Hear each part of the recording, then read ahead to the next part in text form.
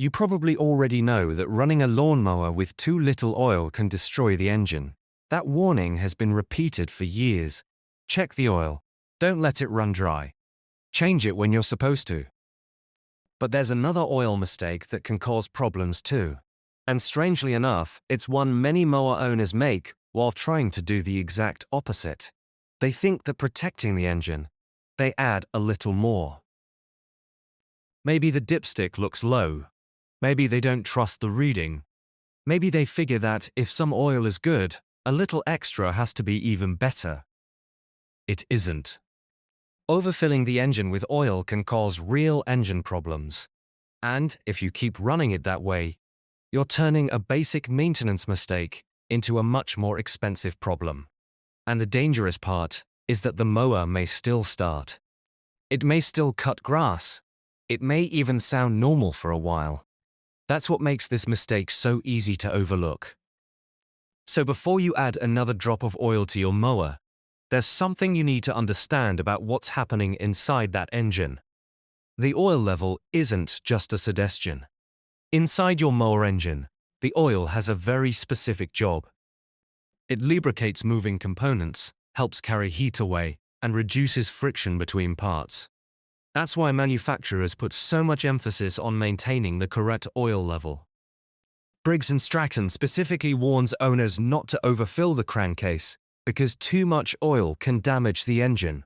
And there's an important distinction here. The goal isn't to have as much oil as possible.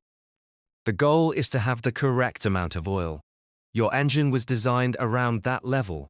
The crankcase, moving components, lubrication system, and breather system all have to work together. When you add too much oil, you're changing the conditions the engine was designed to operate under. And that's where the trouble starts. What happens when you put too much oil in? Think about what's happening inside the bottom of the engine. The crankshaft is spinning rapidly while the mower is running. Under normal conditions, the oil sits at the proper level beneath the rotating components. But raise that oil level too far, and those moving parts can begin interacting with the excess oil. That can cause the oil to become heavily agitated.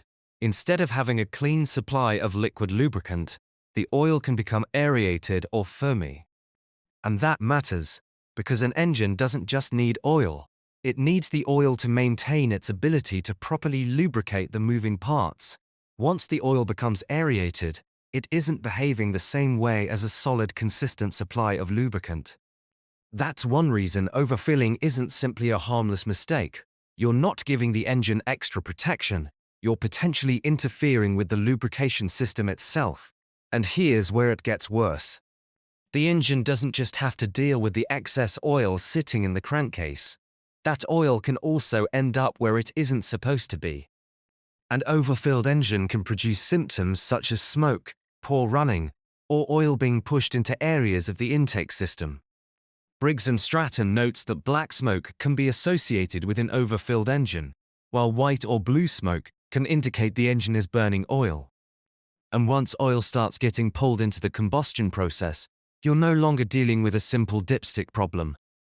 Now you're dealing with an engine that's trying to burn something it wasn't supposed to be burning as part of its normal air and fuel mixture.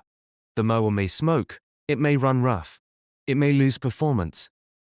And in severe cases, continued operation with the wrong oil level can contribute to internal engine damage. That's the part a lot of owners don't realize. The mistake doesn't necessarily announce itself with a catastrophic failure.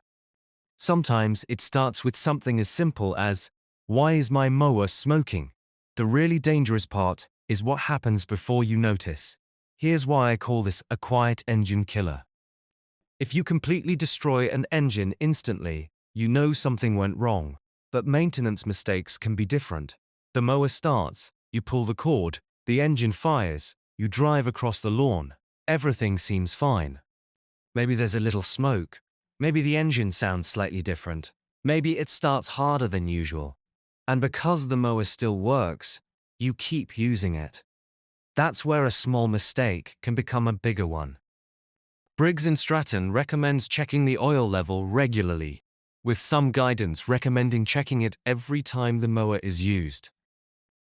They also emphasize checking it when the engine is cool and following the specific oil requirements for the engine. In other words, don't guess. Don't pour oil into the engine until the bottle is empty. And don't assume that because the engine needs oil, more oil is automatically better. The other mistake, trusting the bottle instead of lips.